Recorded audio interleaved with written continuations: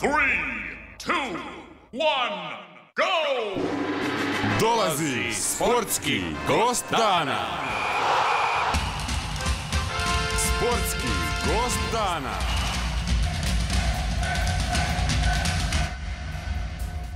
Veliko mi je zadovoljstvo reći da nam se danas u studiju pridružio, mogu slobodno reći, novopečeni glasnogovornik Hrvatskog veslačkog saveza, naš kolega Branko Kuzele, s kojim ćemo malo porazgovarati o našem najtrofejnijem sportu. Pa Branko, za početak dobro nam došli. Hvala lijepo na pozivu. Iskoristit ću na početku odmah mogućnost da se zahvalim Nacionalu kao jednom od rijetkih elektroničkih medija koji je do sada uvijek veslanju posvećivao izuzetnu pažnju, posebno na portalu, i zahvaljujem svima tamo, posebno Heleni Puljiz koja uvijek osigura mogućnost da se tekstovi o veslanju redovito i, da tako kažem, aktualno objavljuju. Dakle, hvala vam svima. Nema na čemu, mi ćemo naravno tako i nastaviti. Ja bih rekao da se tu radi o jednoj dužnoj pažnji koju naš sport generalno zaslužuje, a pogotovo ovi naši najtrofejniji sportovi, jer eto, ipak budimo realni koji su ciljevi sporta. Mislim da je ono što zapravo najviše naciju zanima trenutno po pitanju veslanja zdravstveno stanje Martina Sinkovića nakon nezgode na Jarunu koje smo svjedočili. Kako sam i inače bio gotovo kao veslač veteran svakodnevno prisutan na Jarunu, pa tako sada i po novoj službenoj dužnosti, mjesta koje do sada zapravo nije postojalo, ali je zahvaljujući viziji Željka Kisića, koji je novi predsjednik Hrvatskog veslačkog saveza, ono je uvedeno. Taman su se bili vratili sa treninga novog četverca, koji se nadam da će nastaviti sjajnu tradiciju koju su oni uspostavili, i u tom četvercu su i njih dvojca uz braću Lončarić. Točno, baš mokra je bila majica pa je skinuo i vidio sam, dakle, ozljeda je dobro, izgledalo je mnogo gore i uopće nije slutilo na dobro u trenutku kada se dogodio taj nesretni sudar, koji, da još jedan puta ponovim, glupi senzacionalistički naslovi da je srpski čamac udario braću Sinković i ne znam šta, je toliko ispod razine bilo kakve komunikacije sportske, jer to je stvar koja se događa tu i tamo. Nažalost, trebalo je biti više takozvanih maršala, dakle uz stazu, koji reguliraju pitanje zagrijavanja i to. Dogodilo se to što se dogodilo, na svu sreću, bez većih posljedica, i Martin ne da je u formi, nego je zvijer. To vjerujem. U svakom slučaju nisam zapravo niti sumnjao, iako naravno na prvo je to sve izgledalo zapravo jako pa ružno.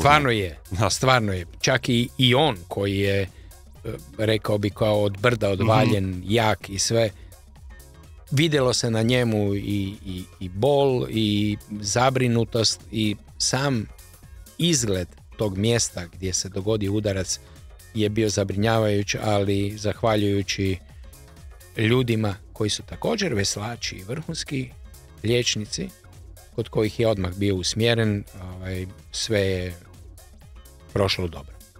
Što je zapravo i najbitnije. Nekakav cilj toga zapravo Croatian Opena u tom trenutku bio je zapravo suradnja Lončarića, zapravo braća Lončarić i braće Sinković. Je li to nekakvo, kako se kaže, predavanje baklje sljedećoj generaciji? Sada ću vam dati nekakvu predpriču cijelog svega toga što se dogodilo. Naime, moj bivši trener, a i njihov trener, Nikola Bralić, dugo vremena govori o tome kako je u našem veslanju neophodno napraviti transfer znanja. Pri tome on podrazumijeva, i to mi je objasnio, što se zapravo događalo kao vinovnik od tamo 70. godina, jedna od, naime, krucijalna figura uspona hrvatskog veslanja, koji je rekao da nažalost se prije događalo zbog mnogobrojnih organizacijskih, a prije svega egzistencijalnih stvari, da vrhunski veslači su gotovo naprasno prekidali svoje veslačke karijere i nisu ostajali u pogonu recimo kao klupski veslači. Posao, obitelji, zarađivanje. Vi kada u jednom trenutku izađete iz tog prvog, ja ću ga tako nazvati, postroja, gdje imate i nekakva primanja po osnovi olimpijskih rezultata ili kao vrhunski veslač, kada iz toga izađete, naravno taj novac silom pravilnika više ne primate. Dakle, vi morate nastaviti raditi i morate biti prisutni, morate zarađivati za svoju obitelj, jer ne sjećam se do sada da je iti jedan od veslača uspio osigurati svoju budućnost time što je postigao kroz veslanje od nagrada ili bilo čega. I tako vrhunski veslači kao što su Nino Saraga, Oliver Martinov, u redu, Branimir Vujević je trener, dakle naš troker brončanog osmerca na olimpijadi, on je sada trener. Ali ogroman broj tih vrhunskih veslača jednostavno je samo, da, odjednom ih više nije bilo. A njihovo znanje, ako ništa drugo, taj autoritet koji imaju, jer kad vi dođete u nekakav veslački klub, vi uz te ljude odrastate. Oni su vaši idoli. Dakle, vi gledate kako oni postižu vrhunske rezultate i ugledate se na njih i želite biti poput njih. Ili bolje, naravno. I onda vam se dogodi da tih ljudi odjednom u klubu više nema. To je na određeni način destimulirajuće. I izgubljeno znanje, da. Jer taj čovjek, recimo, evo, baš ću navesti Ninu Saragu, namjerno. Ja danas, neki dan sam komunicirao sa izbornikom njemačke reprezentacije Robertom Sensom, koji je bio u Minhenu jer je to izborna regata za juniorsku reprezentaciju Njemačke. Dakle, Robert Sens i Nino Saraga su 3 godine za redom u dvojcu bez, u finalima najvećih svjetskih natjecanja veslačkih u dvojcu bez, bili suparnici. Kad sam ja spomenuo njemu Ninu, jer je bila jedna snimka u kojoj su oni zajedno u trci, naravno da je čovjek, Nino, pozdravite ga.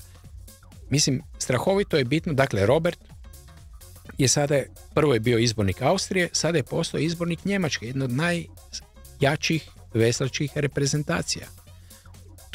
Ti ljudi poput Sarage, poput Martinova, poput Banovića, koji na Cambridgeu je pomoćni trener bio, poput Ante Kušurina, koji je u Americi poslovan čovjek na samom vrhu biznisa. To su ljudi koji imponiraju i svojim stavom, znanjem i svim. I sad od njih odjednom u veslanju kod nas nema. Jasno. Stvar je u tome da se kroz ovaj projekt, ali pod uvjetom koji je rekao Bralić, a to je da se ta vremena braće Lončarić i Sinkovića približe. Dakle, da ne bude prevelika razlika da ispadne da neko nekoga tu koči ili vuče. Jasno. Jel? I sad se vidi stvarno da je to jedan mogući način kako da se zapravo, ovo što si rekao, ja sam prešao na ti, oprosti. Sve u redu. Kako da se to njihovo znanje oplodi. Imamo i drugi slučaj. Imamo četverac School, koji sa potencijalom mladih veslača koji su unutra, poput Mahmutovića, Talaje, Borkovića,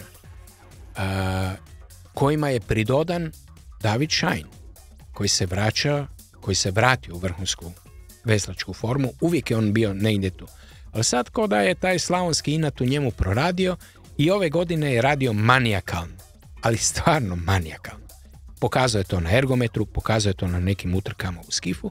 Dakle, njih trojica imaju čovjeka koji je 2012. bio srebrni na olimpijskim igrama. Oni su 20 i nešto godina, oni može biti stariji brat. Da.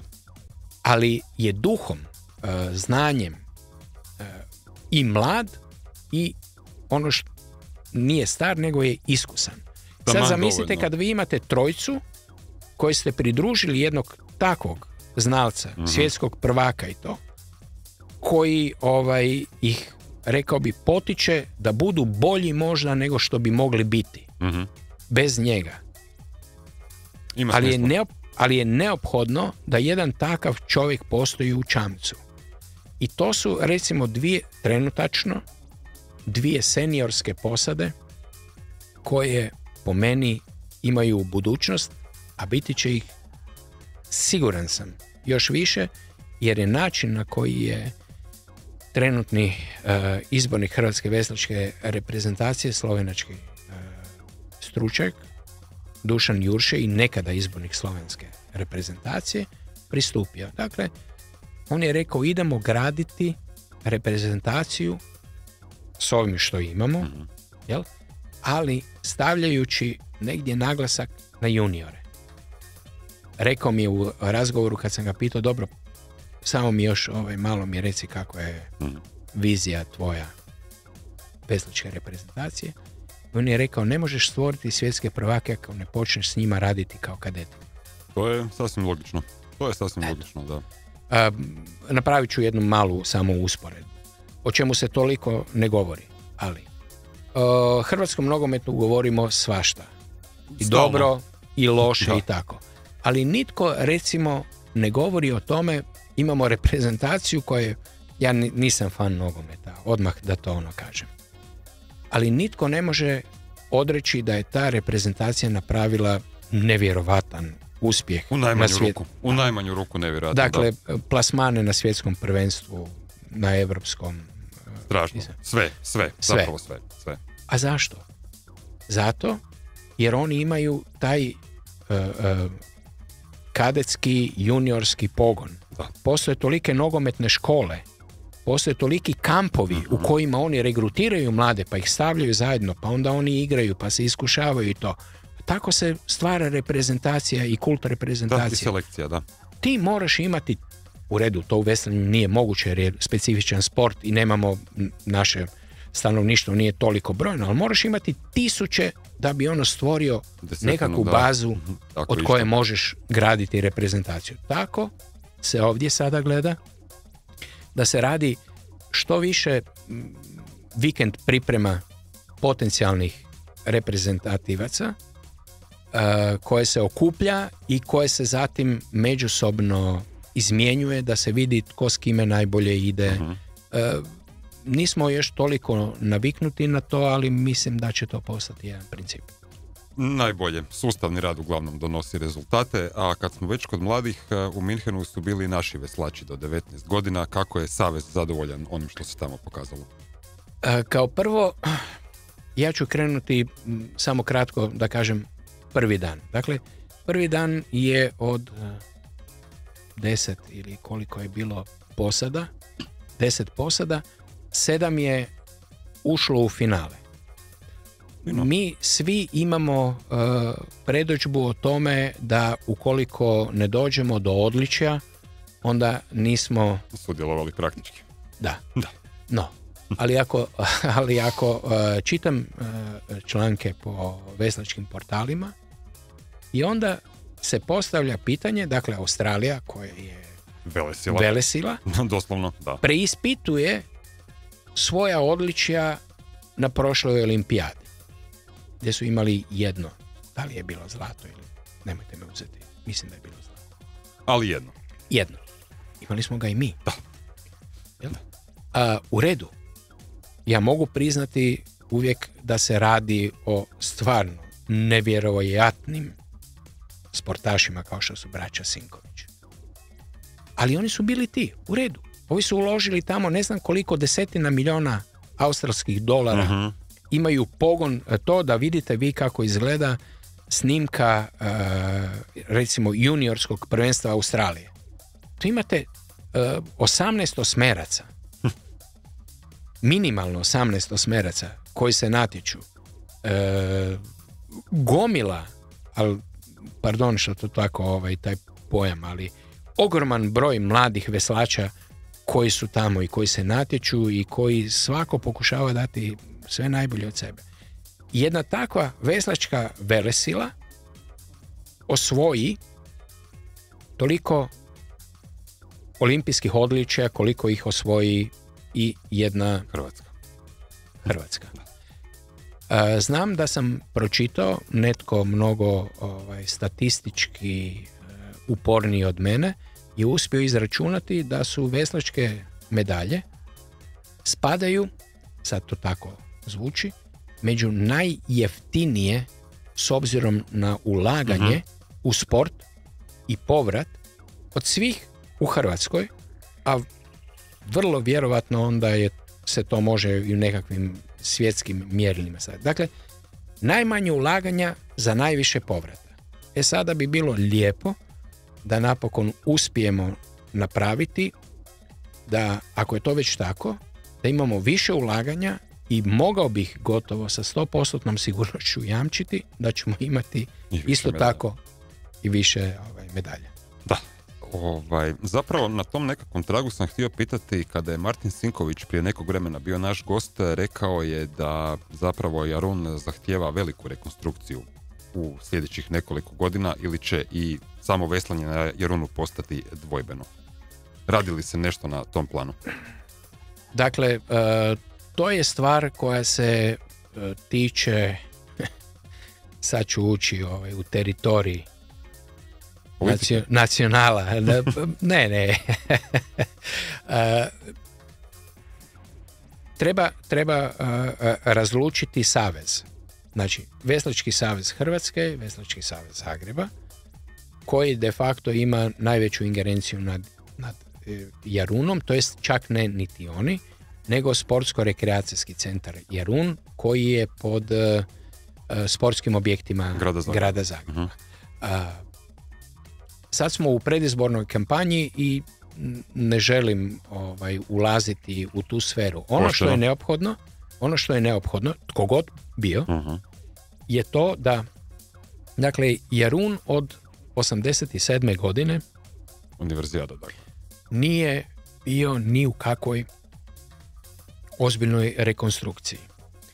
Svojevremeno je jedan od direktora Jaruna počeo raditi nešto na odmuljivanju, nažalost nije dugo potrajao i treba samo napomenuti da je gospodin inače bio veslač. Dakle, znao je nešto o tome. Ne možete samo doći i misliti u redu. Međunarodna svjetska veslačka organizacija ima svoja pravila, a ona se odnose na izgled staze. Taj izgled staze nije okoliš, nego su uvjeti koji vladaju, dakle, voda, dubina jezera, koja je taloženjem došla do granice koju FISA ne može opravdati da bi dala Zagrebu, koji ima sve predispozicije, organizaciju najvećih natjecanja. Međunarodnih. Jasno. Dogodit će se juniorsko svjetsko prvenstvo kroz 2-3 godine, ali bez obzira na to, i to je dvojbeno ukoliko se Jarun ne bude odmuljao. Taj mulj nije problem samo dubine staze, nego je on i stanište za lopoče koji su, uz to što stvaraju prepreku, potencijalno opasni i za moguće ozljede, jer kad imate polugu kao što je veslo dugačko gotovo preko 3,5 metra i veslo vam se zaplete u jedan od njih i u provlaku kada veslo treba izaći, zapne i trzne vam tijelo. Trzajne ozljede, to vam je... Su ružne, to znamo iz prometnih nesreća. Upravo sam htio reći, to je poput nekakvog udarca automobilom pri možda manjoj brzini, ali opet, ako niste spremni na to i mišići kontrahiraju, događaju se takve trzajne ozljede. Jo? A to nitko ne želi. Da, naravno. to nitko ne želi.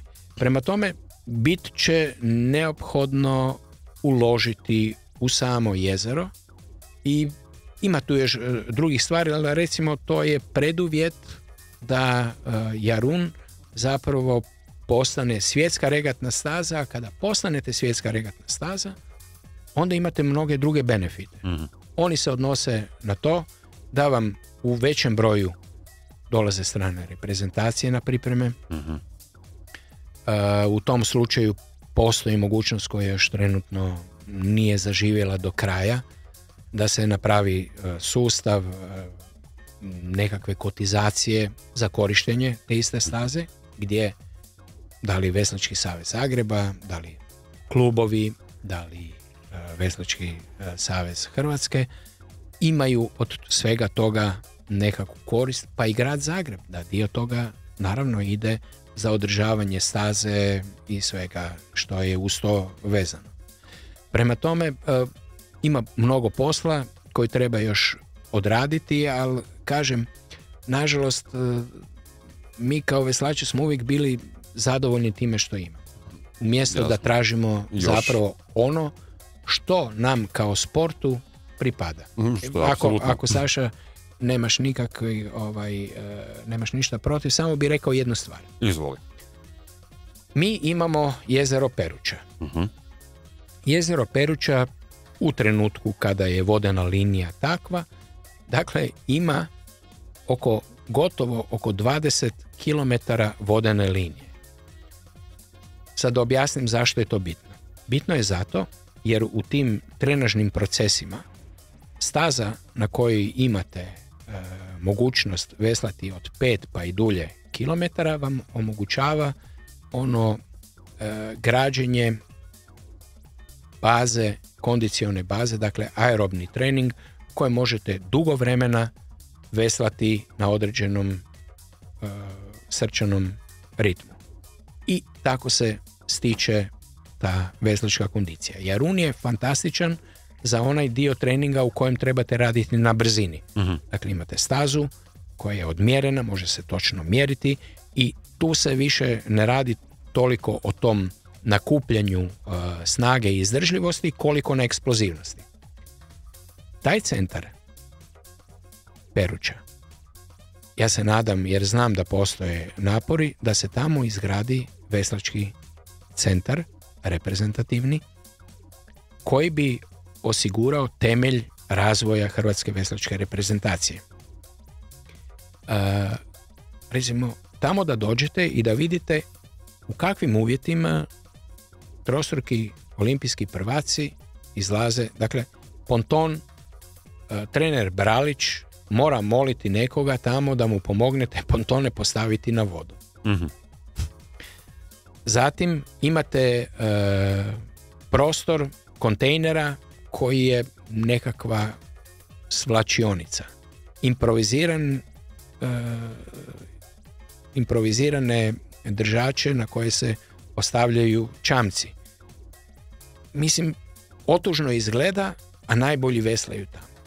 Sada, samo treba razmisliti o tome što bi se dogodilo da tamo postoji kamp, centar u kojoj 100 najboljih juniora Hrvatske ili kadeta može doći i preko ljeta trenirati ili već u kojem pripremnom razdoblju sa minimalnim pogodnostima, dakle nekakvim čvrstim objektom gdje se mogu spremiti čamci, gdje se ljudi nakon treninga mogu presući, otuširati, gdje može biti priručna teretana, ergometri, sve ono što tvori nekakvo okruženje za vrhunski sport. Evo, gledao sam jučer, dakle, Deutsche Achter, njemački osmerac, funkcionira kao poduzeće. Znači, oni imaju svoje unutar saveza, imaju izdvojeno njemački osmerac, on je njima strateška disciplina. Jučer su bili u glavnom pokrovitelju, Vilo, vi imate dakle pokrovitelja gdje ti ljudi koji će biti članovi tog osmerca dolaze promovirati to što oni rade, a ovih za uzvrat godinama financiraju. Dakle, oni nemaju brige ni o čemu. Njihovo je da se pripremaju, da sjednu, odrade trening, nakon treninga on ne mora misliti hoće li imati za proteine, Hoće li Samo imati za veslanje. dodatnu prehranu, hoće li imati masažu, hoće li imati liječničku skrb kakva mu je potrebna, da li će morati uzeti uputnicu pa čekati 3 mjeseca u redu. Jasno. Ja sad Neće. karikiram. Ja sad karikiram. Ali jer i ovdje su se u mnogome te stvari stvarno pokrenule. Jel? Ali to je strahovito bitno. Ne možete vi imati vrhunskog veslača. Evo, daću vam primjer. U redu, on je čovjek poseban. Roko Bošković. Vrhunski veslač. Dekanova nagrada. Jel? Dakle, taj momak vesla i studira na vrhunskoj razini. Impresivno. U najmanju ruku impresivno, da. Ali recimo događa se nekima da im profesori kažu oprosti, ne možeš ići na natjecanje, ne, moraš biti na kolokviju ili Dakle, i ta spona koja se izgubila između studentskog veslanja, to jest da naša sveučilišta shvate kao vani prestižno da imati najbolje veslače u svom veslačkom timu je stvar prestiža. Pa ovi se 200 godina tuku tuku oko toga, Cambridge i Oxford. Koji je bolji, da, i to je najbitnije zapravo u cijeloj godini. Nažalost, vrijeme nam je isturilo, zapravo samo bi još jedno pitanje htio pitati za kraj. Ne znam nikoga ko poznaje veslanje, niti medije, koliko evo kad smo već prešli na ti, Branko, što znači da si prava osoba na pravom mjestu. Pa koji bi ti bio nekakav plan da se poveća vidljivost veslanja u hrvatskim medijima i generalno u hrvatskom društvu? Dakle, ja neću reći da nje nema, ali je nema sustavno. Kao i u svakom sportu, sve najviše ovisi o rezultatima. Ali ono što bih volio postići je da ta usmjerenost bude malo pomaknuta iz ovog centra koji je već poznat kao što su najbolji. Naravno, nema drugog. Naravno, najbolji. Jel? Da. Ali da se pomaknemo prema juniorskoj selekciji, prema veslačima kojima zapravo taj poticaj da ih netko vidi. Još uvijek treba zapravo, da. Apsolutno im treba. I to sada kad kreću, ne zato da ih netko kuje u zvijezde. To će oni morati svi zaraditi. Da, to sami ali moraju. Da ako ja kažem da je to tako ogroman rad koji stoji iza svake sekunde koju oni idu brže. Ako kažem da za njih nema, dobro, sad govorimo o veslanju, znam da je to i u drugim sportovima, ali je ovo specifično. Zamislite vi ljude koji dnevno, recimo, preveslaju 20-30 km, onda voze 100 kilometara bicikla i nakon toga još su u teretani. Braća Sinković, njih ću uzeti kao svijetli primjer jer to zaslužuju, evo za kraj, su došli do 8 sati aerobnog treninga dnevno. 8 sati. Ajme. Treba doći na Jarun, treba sa Jaruna otići, u međuvremenu treba neke stvari obaviti. I živjeti, da, generalno. 8 sati ti ljudi fizički rade koncentrirano svoj posao. Oni su, kažem, najbolji primjer onoga što hrvatsko veslanje može stvoriti i što može biti od ovih mlađih. Jer imaju njih kao stvarno lučonoše. Ne želim danas zaboraviti niti Damira Martina. Nikako. Koji se možda digao najveći heroj. Da, koji se digao iz pepela od takvih ozljeda i sve i uvijek se borio. Jel? Dakle, mi imamo primjer, mi imamo njih koji će voditi ove mlađe. Prema tome i ove godine, da kažem, imamo 11 ljudi koji su na ergometru išli ispod 6 minuta, što je vrhunski rezultat, i još dvojcu koji se pridružuju, koji će veslati za Hrvatsku, braća Arnerić, koji inače studiraju u Engleskoj. Prema tome, ja vjerujem da će se o veslanju silom rezultata više pričati, ali ću ja pokušati pokazati onu drugu stranu koja je do toga dovela. Evo. Sjajno, jer vjerujem da ljudi zapravo pojma nemaju, da se tako izrazim, o čemu mi tu razgovaramo, o kojem trudu, kojem odricanju, i to bez one materijalne nagrade koja, recimo, bez uvrede slijedi neke druge sportaše. A ja se nadam da će to što ćemo svi u Savezu raditi, dovesti do toga da ta nagrada ipak postane s vremenom ekvivalentna. U svakom slučaju bi bilo sjajno. Sportaši su to svakako zaslužili. Ja vam želim puno sreće u daljnjem radu, vama, cijelom Savezu, svim našim veslačima, svih spolova, veličina i dobi i vjerujem da ćemo ponovno razgovarati. Hvala na pažnji. Bio je to sportski gost dana.